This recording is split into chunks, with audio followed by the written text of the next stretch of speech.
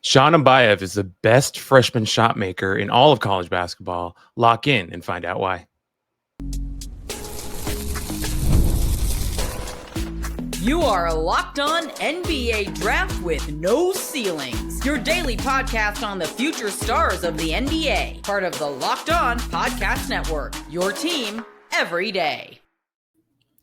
Welcome back to the Locked On NBA Draft podcast with no ceilings. Thank you as always for making us your first listen of the day. Today's episode is brought to you by FanDuel.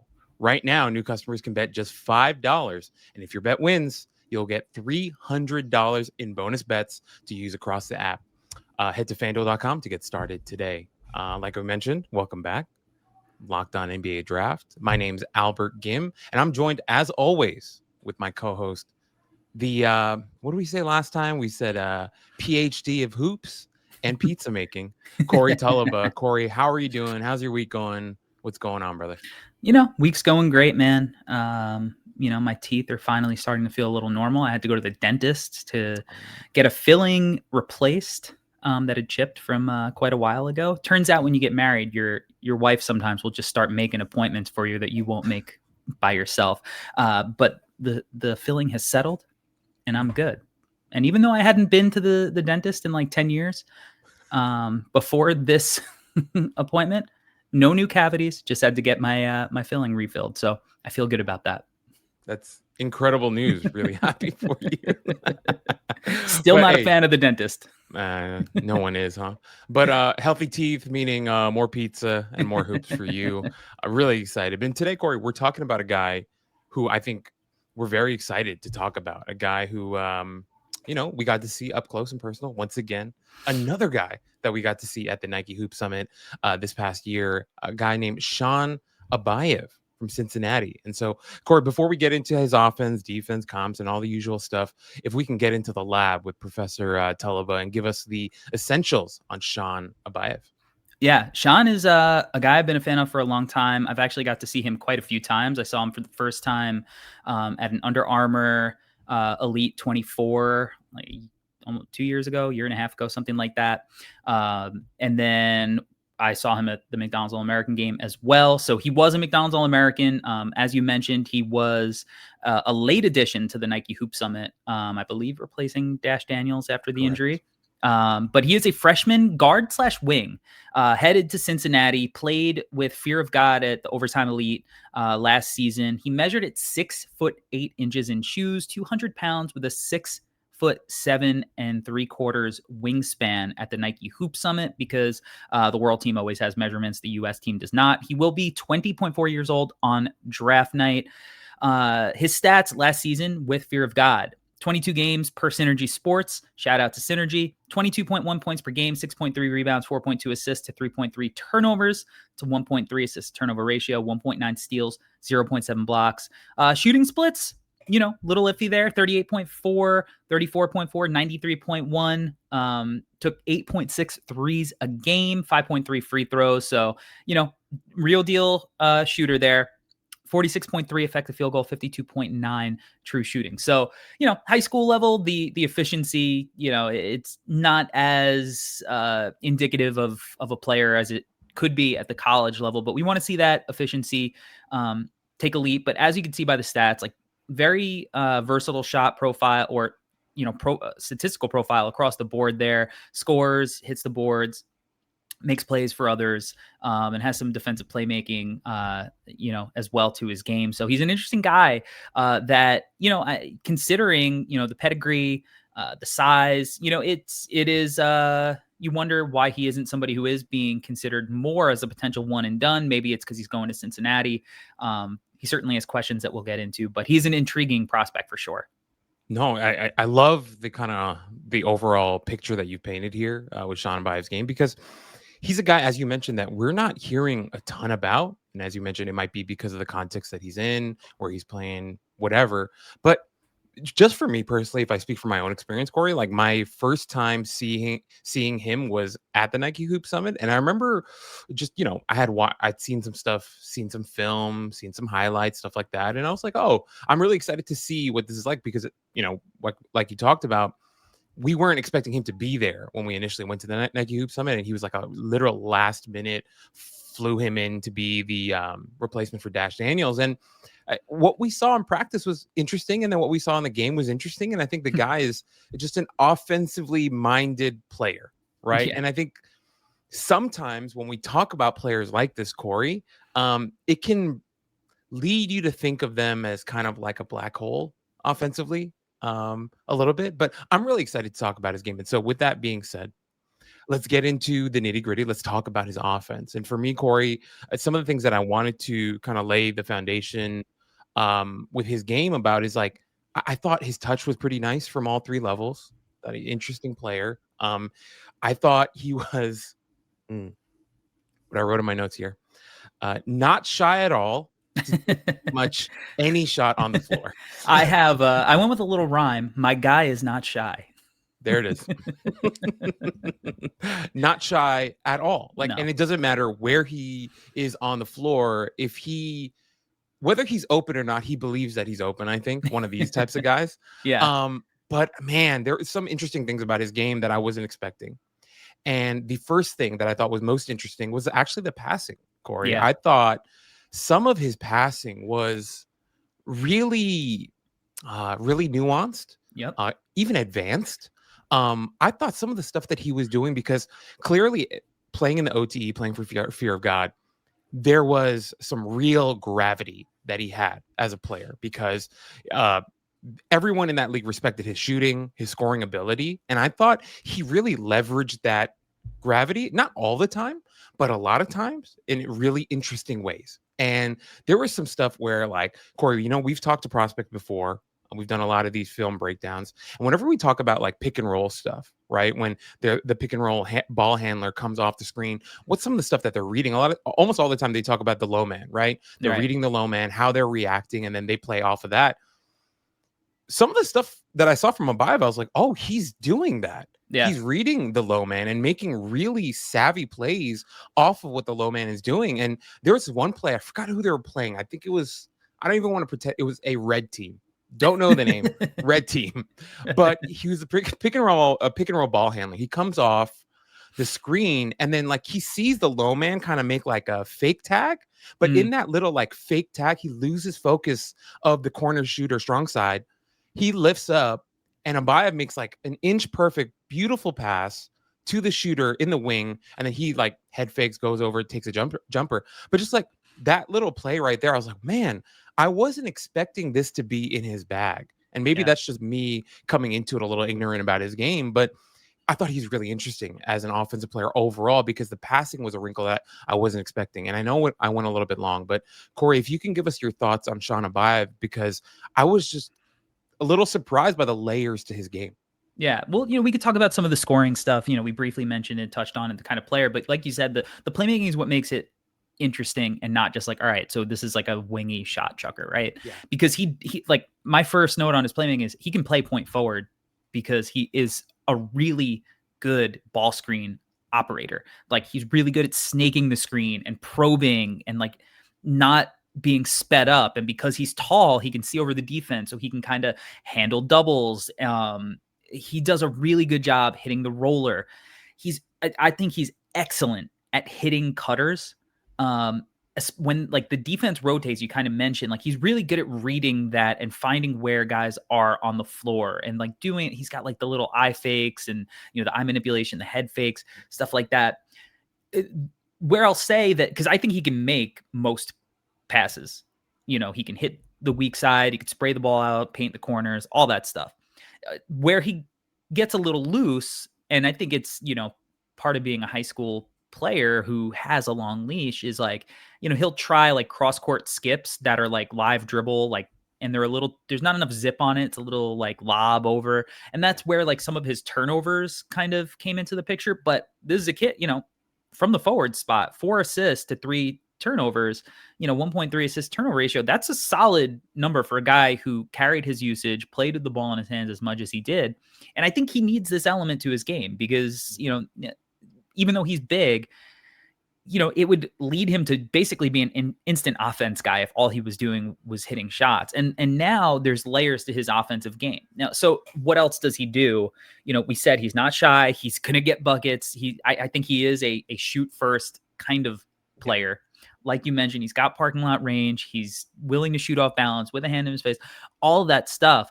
But he's a real heat check guy. Like, he came in at that Hoop Summit game and, caught fire. Same thing with the McDonald's game early on.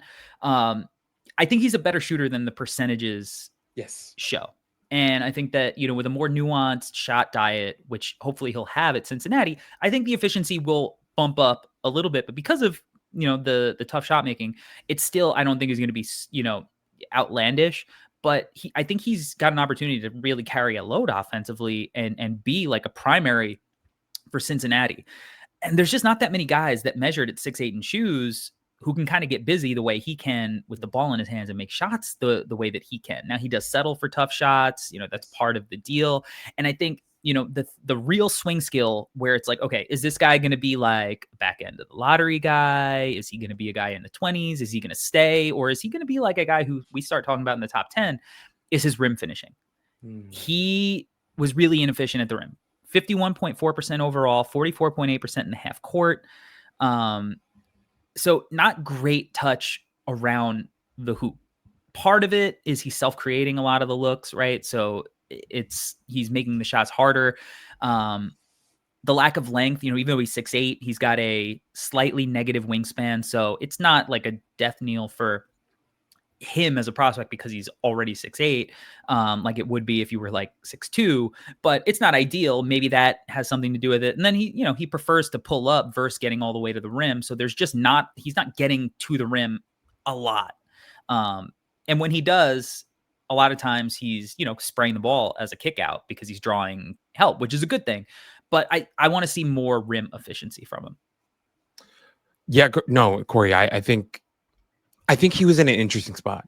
The team that he played for in the OTE, there was a lot of expectation on him and a lot on his shoulders. And I think the way that he handled that was interesting. Obviously, as you mentioned, and we both talked about, the, not shy, not bashful attitude that he had about shooting the ball. And I think sometimes like that can lead to a lot of different things. But to your point, Corey, and I think we're both saying the same thing here, like there was a very interesting unselfish aspect of his game that maybe won't get like all the attention, but is a really important part. And then when it comes to his finishing, Corey, I really agree with that. I think he at times was ready and willing to kind of settle for like an 18-footer 15-footer rather than just going all the way. But at the same time, Corey, there were times when he would take it all the way. And I was like, oh, okay, this is nice because he is 6'8" and he is pretty athletic. Not a great athlete, but still a very good athlete. And so if he can, playing for Cincinnati, maybe he'll get some cleaner looks. Maybe he'll do some more off the catch stuff on the weak side. And then, he can attack closeouts and maybe have some cleaner looks at the basket. Maybe things will look a lot different in terms of efficiency. He did get to the rim a lot and draw contact and get to the line. He over 5 free throw attempts a game and he hit 93.1% of those. So, that is where he's helped his efficiency a little bit. 46.3 effective field goal. It bumped his true shooting all the way up to 53 because he's getting to the rim a lot. And he has a healthy diet of 3-point attempts as well. But yeah, that's kind of for me. It's the main area where I think if that improves, he has a very high ceiling for where he could end up in this class. Yeah. No, I agree, Corey. Just really quickly before we transition, guys that shoot free throws really well, we like those guys. And we've always liked those guys, in terms of projecting them as shooters. And so him being, 93% is like, that's legit. That's unbelievable. Yeah. So really excited about that. But, obviously, he's a really exciting scorer, really exciting shot maker, but there's more to his game. And on the defensive side of the ball as well, there are some things that we're going to talk about and address that I think are interesting as well, but we'll get right into that after the break. We're a month into the NFL season, and FanDuel has an offer that you don't want to miss. Right now, new customers can bet just $5 and get $300 in bonus bets if you win. If you pick a bet, put down $5, and if it hits, you'll unlock $300 in bonus bets to use across the app. And we've got a really interesting NFL season so far. Tomorrow night, we've got Niners and Rams on Thursday Night Football. Maybe you're feeling frisky, right? Maybe you like what you've seen from the Niners, who, yeah, they just lost on Sunday to the Jags, but maybe, they're on the road. Maybe they shock the Rams in their building. We don't know if Purdy's playing. We don't know if Jawan Jennings is playing or Ricky Pearsall. They might all be out, but if they do play with CMC, maybe they go and get the upset. Maybe you run like a same game parlay. Kyron Williams, C-Mac, Blake Corum. Maybe the duo for the Rams score touchdowns. I don't know, but ultimately it's an exciting time. Maybe run some bets, but ultimately do it through FanDuel. FanDuel's been awesome, a great platform to use. And so what are you waiting for? Visit FanDuel.com to download the FanDuel app today and get started now. We are back, and we're talking about Shon Abaev, Corey. We're talking about Shon Abaev, and now we get into the defensive side of the ball. And look, Shon Abaev is known as a scorer. Always good when you can start with look. He will be known as a scorer, Corey. And so before I hand it off to you, I did want to kind of highlight a couple of things, because when I turned on his defensive film, every part of me, every ounce of me was ready to be like, I'm pretty sure he's going to be terrible on this side of the ball. I don't know why I felt that way, but that's how I felt. And so I think because of that, and that was kind of the launch pad for me heading into this defensive film, I actually walked away not feeling like he was the worst defender on the planet. There were some things that I saw on film that I did not hate. It's kind of where I want to start. There were a couple times where, man, laterally, I thought at times it got a little choppy. I thought at times his feet were kind of clunky, kind of like, when your feet are crossing over each other and it doesn't look so great. I also thought there were times where he really struggled to flip his hips, like guarding smaller guys. But here's where I throw in the but. I also didn't think he was terrible. There were a couple of times he was guarding small guards where, although, maybe like he had trouble like shifting and changing positions, like I thought he did a pretty decent job of like trying to keep up and, stay in the play and stay with his man and contest some shots. There are some interesting instincts that he showed in the passing lanes. I thought he had some sticky fingers, and yeah, he doesn't have all the length in the world, but like pretty good anticipation and wanting to get into the passing lanes and wreak some havoc there. Off ball, I thought he got caught ball watching a little bit. Now, I do kind of want to put this like disclaimer out there that this happens a lot with high school players. It doesn't matter if they're playing in OT or in prep or in public school leagues. It doesn't matter. Like high school kids will get distracted. And sometimes when they're playing like bigger games against like more like vaunted opposition, they can get caught ball watching a little bit. And I thought Shon did some of that as well. But I don't know, Corey. My overall takeaway was I didn't hate him on the defensive side of the ball. My last note here was like, I didn't think he was terrible, but I also wouldn't bet he ever makes an all-defensive team. Was kind of my takeaway, is where I landed. So for me personally, I was kind of pleasantly surprised. Okay. I'm really curious to hear, because my foundation was I thought he was going to be terrible. So anyway, Corey, I'll hand it over to you now. Yeah, I would also bet he's not going to make an all-defense team at any point. Now, I do think you make some good points. Like he does have good anticipation in the passing lanes. I think his steal numbers might be a little gimmicky. Fear of God played a lot of zone. They played like presses. So, they're trying to force guys into like these cross court passes. And if you're like playing the scheme and you're comfortable with it, like it does afford you a lot of opportunities to like take chances and make plays, but he still made the plays and it is what it is. Those stats count. I think he's pretty okay on ball. Like where I think he could improve is he's just not a very aggressive defender. Like he's not getting up into your shirt and making you uncomfortable. He's kind of just going to rely on his size and hope that his lateral movement is like he can contest. So on the ball, like I'm kind of okay. He's passive. I wish he was more aggressive, but maybe because he carried such a large offensive load, we just didn't see him put like a ton of effort on that side.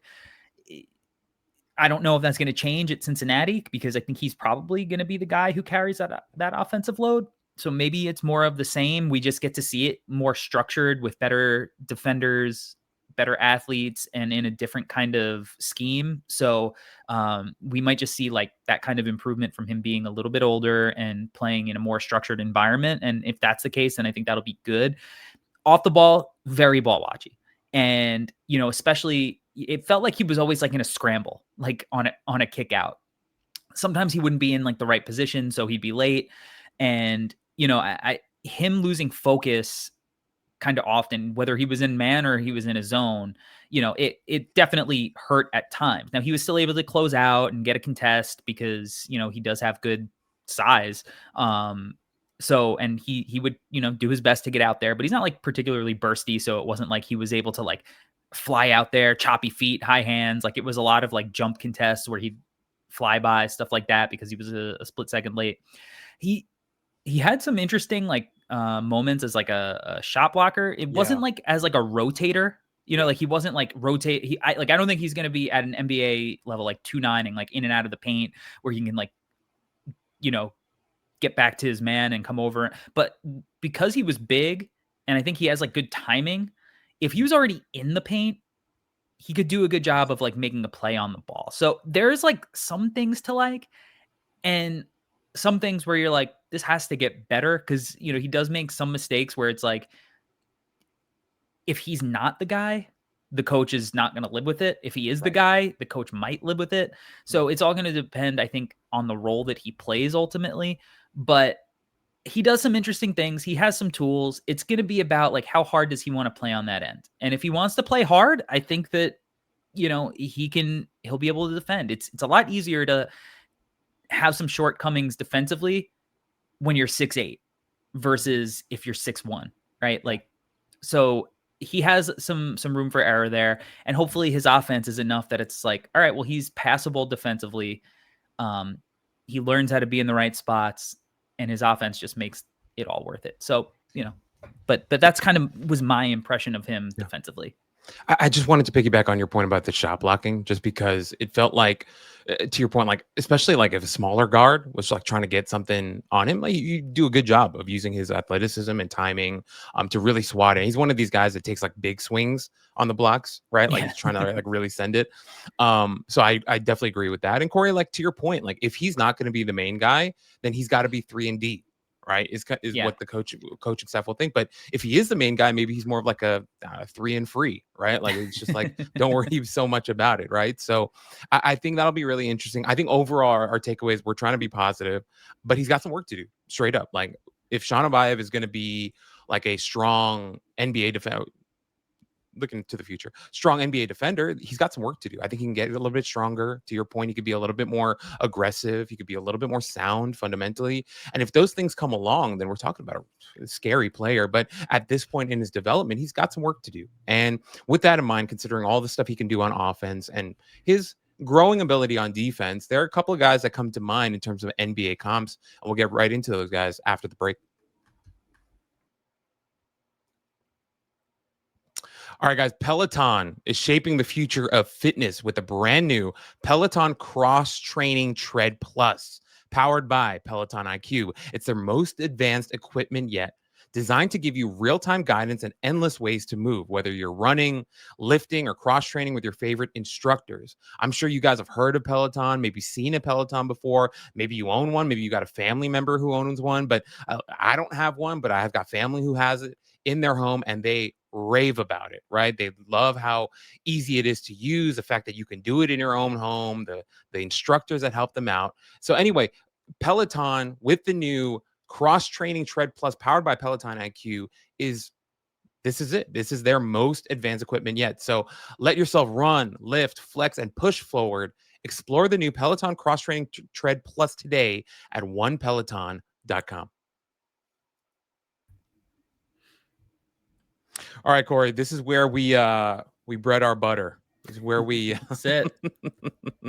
where we sauce our pizza here, but we're gonna do some comps.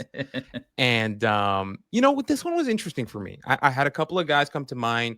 When you get like a lefty 6'8" shooter, there are some guys that naturally come to mind, but for me, I had a couple guys that just okay. Let me stop. Let me let you go, Corey. Give us some of your comps for Shon Abaev and his very unique game. Yeah, I had a little bit of trouble with his player comps, but I feel like I got two that I feel good about, and I feel like I could see the role malleability in my player comp. So the first guy I thought of was Justin Edwards, who was a guy who was a little bit, he was very highly touted coming in. I think at No Ceilings, we had him at number 1 on our preseason board at that time. He was a McDonald's All-American, Nike Hoop Summit, all the accolades, all that stuff. He had a weird year at Kentucky. I don't think Shon is going to have as much talent around him at Cincinnati as Justin Edwards did. But if he's a guy who isn't playing with the ball in his hands all the time, I think he can come off a lot of the same actions, the zooms, get to his spots, make shots. Justin Edwards wasn't like a crazy athlete either, but he had just enough vertical pop to, be able to do some interesting things. So I feel like there could be some overlap there. More of like what he could do as a playmaker and as a scorer if things really come together as a plus size guy and he finds the right role with the right team. Maybe a little Hedo Turkoglu. Point forward, tall, has the ball in his hands, was an integral part of those Orlando Magic teams that made those runs with Dwight Howard, like really good shot maker, creative, had some stuff to his game.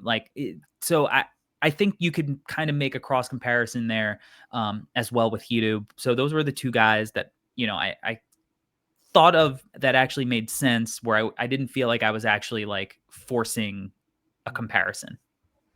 Okay, no, I laughed when you said the Hedo Turkoglu one, just because the guy that I picked is kind of very similar, but like in a different way because he's still a lefty. But at the same time, like, okay, so my first guy is actually Tony Kukoc. Oh, okay, yeah, I love it. I threw Kukoc, and I think sometimes, like, especially like our age, Corey, or maybe like a little bit younger than us, who didn't maybe get the full experience of Tony Kukoc, they think of him as like, I think they sometimes like over-aggrandize him a little bit, and they think of him as like this guy that was a superstar, which he never really was, right? Just because he played he was with a Jordan, complimentary piece on those teams. Very good complimentary player who had a decorated career in Europe.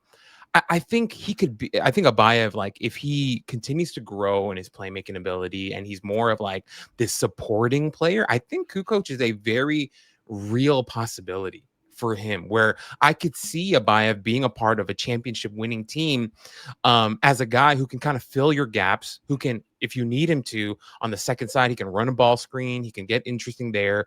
If you need him to come off the bench and actually hunt his shot and be like an offensive engine, he can do that for you as well. But also just because of like the pure shooter that we think he is, he could play off of a primary and just offer you so much doing that, right? Yeah. Either taking the jumpers or attacking closeouts and either creating for himself or others. And so I thought Kukoc was an interesting one here for him. I also thought of another lefty, like a Luke Kennard type, right? If you think about Luke Kennard's role in the NBA, and just a very underrated ball handler, a guy who's a very good passer, but doesn't always get the credit for it.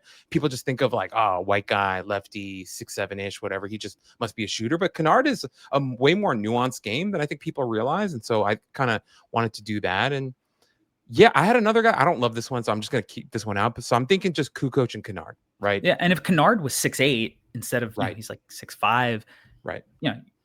That's a dude who's making a lot of money right in the league, right? Doing what he does. So I think those are interesting names. I think we're kind of in the same ballpark with these guys, right? Just guys who have a lot of skill, can get their shot, can make plays, maybe have some defensive question marks, but are survivable at the minimum. Interesting. Not stars, but those are, Luke Kennard was a lottery talent, right? And has had a long career, right? And will continue to play in the league, for the near future at the minimum. The rest of the guys we said, decorated careers. So Justin Edwards, this was a guy who fell out of favor, but had a really strong season with the Sixers, and kind of bounced back and is potentially going to be a guy who isn't going to be a star, but can be a really good complementary piece as well. I think Shon has that kind of, those kind of outcomes to him for sure. Yeah. And once again, Corey, just as we're wrapping here, like, I think you wrote an article a couple years back for No Ceilings where you said, I think the line was something like, he may not be a star, but he's going to be a star in his role, something like that. Yeah. And I can see that with Shon, where maybe on the NBA level, he's not your number one. He's not the engine to your offense, kind of spearheading that. But in his role, he might be an absolute rock star, playing off of your main initiator. So I think he's a really interesting player, Corey. And I think overall, as we wrap here about Shon Abaev, he's a player that I think our fans are going to have to monitor, a guy who can have a really interesting season for Cincinnati. And so as we're wrapping here, guys, we just want to thank you once again for making us your first listen of the day. We've got more exciting content. We've got another really fun and exciting freshman coming up later in this week. But as always, my name's Albert. He's Corey. Thanks for rocking with us.